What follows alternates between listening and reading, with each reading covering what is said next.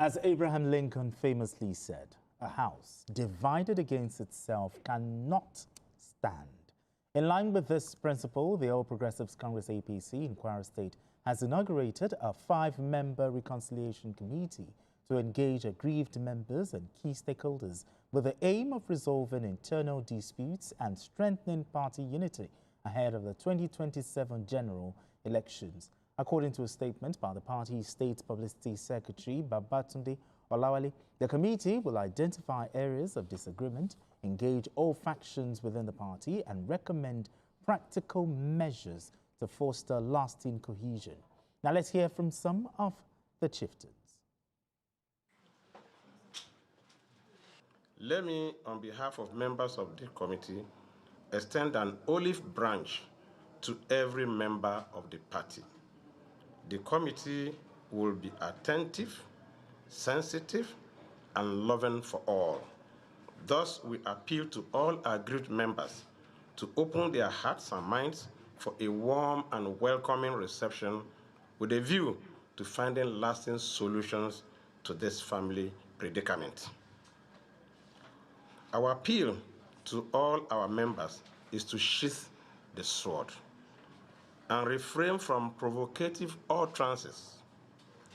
This is necessary to reduce tension and allow good reasoning to prevail. Okay, Bika, I'm going to start with you, talking about the situation in Kwara State, the Reconciliation Committee. What are the expectations of the Reconciliation Committee, set up by the APC in Kwara State?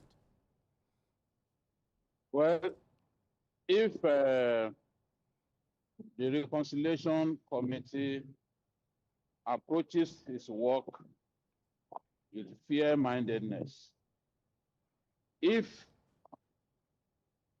the contending parties are ready to make concessions, if the contending parties put the party first above all other considerations, personal interests, and if the leaders of the party listen to even the most lowly in the party, because in my view, as long as you are a member of the party, you should have a voice. And the whole idea of having the kind of primary election that we had was to give every party member, every card-carrying party member, a voice. But from what we have seen in the various states, clearly, people felt excluded in the decision-making. People are not happy that in some cases they won primary election and victory was given to losers. APC has a lot of work to do. And it is not only in Kwara, as I said yesterday, it is not only in Kwara that they need to do a lot of reconciliation. Kwara just happens to be one of the biggest cases. There's a lot of reconciliation that has to happen in Ondo. There's a lot of reconciliation that has to happen in Benue. Reconciliation has to happen also in Lagos, and many other states where there is disquiet, there is a lot of anger expressed by people who felt excluded, who felt cheated by what transpired. So if they approach this with single-mindedness, if they approach this with sincerity of purpose, they can still achieve their aim. But the only way the real reconciliation can happen is where people are prepared to make sacrifices. We've seen in some cases people's names substituted just to bring some people on board, just so that some people don't feel that they are excluded. That has to happen, and it can still happen even in Kwara. Some changes can still be made at this stage. It is not in our place as journalists to recommend what changes to happen. But for everyone to feel that they belong to the same family, and for the party to go into the contest feeling strong, feeling united, some concessions must happen. If these concessions don't happen, no matter how minimal, then many people will feel that the whole idea of reconciliation is a waste of time, and that they will still dig in. They will work against their party. It is clear that some people have made up their minds to work against their party. Mm-hmm. It is clear at this stage that the opposition appears ready now to exploit the unfortunate situation in the APC in Kwara. But APC still has a chance to talk to the aggrieved parties and find a way to solve this problem. They still have up till September to make whatever changes they want to make to the list. So one will expect that during this time, reason will prevail and the contending parties will come together, put the party first, and then make concessions. Once you are up against this kind of problem, you must be ready to make concessions. But if you are not prepared to make concessions, it then means that the problem will continue. Okay. So I wish them good luck. All right, then. As they try to bring the contending parties together. Okay, then. Okay, BK has given us his own version. But talk to me, what factors will determine the failure or the success of this reconciliation committee? If those at the helm of affairs in Kwara insist that it must be winners take all, and that they must install a successor at all costs, whether the people like it or not, then there will be a problem. Because there's a G15 now that went all out, I think on Monday or over the weekend.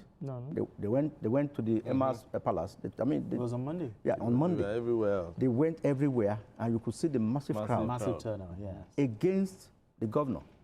We have a governor. They also had their rally as well. Yeah, of course, there was a counter rally. Yes. But the thing is, you see, up till now, you cannot say this person is the governorship candidate of APC in Kwara, a state where the governor is the chairman of all the 36 governors. So, the governor of Kwara has not managed that party very well. Because as a governor, yes, you have the wherewithal, but Kwara is Republican in nature. I mean, you can't just throw any shit on them. Just like Kwara is very similar to probably Ondo State. You can't push anything down the throat of the people of Ondo. They will revolt. Now, the reconciliation in Ondo has started by some of those who emerged on the list of the governor, quote unquote, have been changed to please the founding members of the party. I think eight members. Eight members in Ondo State. Now, I expect that same will happen or should happen in Kwara, because if the governor wants to insist that, yes, I want to be the one to nominate a successor, which of course might not even do your bidding.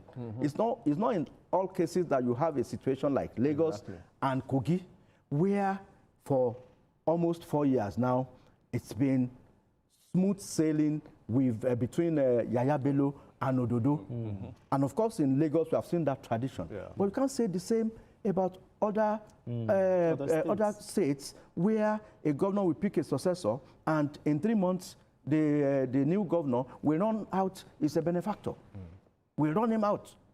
I mean, we have seen it happening in, in fact, there's a classical case in Akwa Ibom, where Akpabio shows Udom Emmanuel as a successor. In less than 6 months, Udom Emmanuel ran Akpabio out of the state and out of the PDP.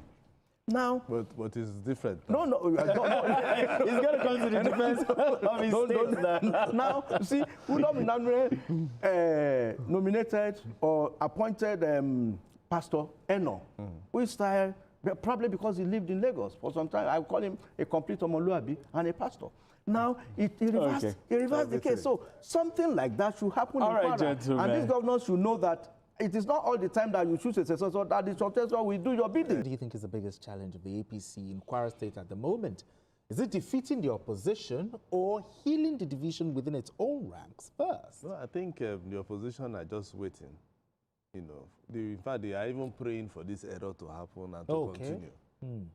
So APC is, they are more like they are trying to shoot themselves in the foot, just like what PDP did. Okay, you know, back then. And it's like nobody is talking to them, or they are not talking to themselves, you know, for them to find a lasting solution or a credible solution to this crisis. Okay. You know, because I know the 5-man, you know, reconciliation committee, they will do a lot of work. And this is a state that started revolution. You know, some people are saying revolution. I'm just thinking, okay, the state started revolution, you know, 8 years ago, and at the end of the day, look at what they can't even come together for them to be able to, you know, continue with whatever plans and intentions that they have for the people. You know, so the APC has to look at themselves. What were the issues, you know, that brought about this crisis? And I feel, just like Monji said, I think the governor, who happens to be the leader of the party, is supposed to bring everybody together on the table. They shouldn't have been even this 5-man reconciliation committee if the governor knows his work. So you think your governor dropped the ball here? He should just call everybody. He's the one that will call everybody and say, guys, we have a problem. Where is this going, where is it going to swing to? Should it go to the north, the south, or wherever? Let people air their views. There will be people who will say, I want to go. Then he will be the one to start saying, no, don't go. Let these people go. Let this one happen. For balance and equity. Exactly. That is how politicians, I am not a politician, but I feel that is how politicians think. And at the end of the day, everybody, the aggrieved members will all be happy.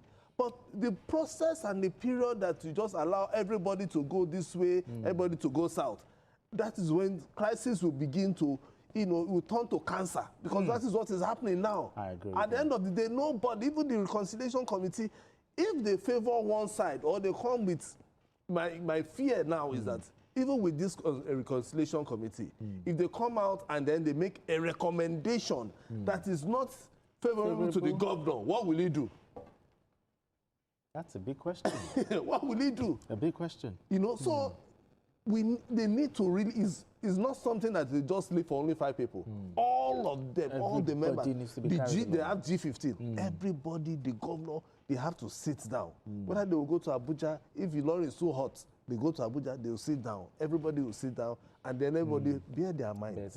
And then they will begin to, you know, talk to themselves. If not, I do not want to say what will happen. All right.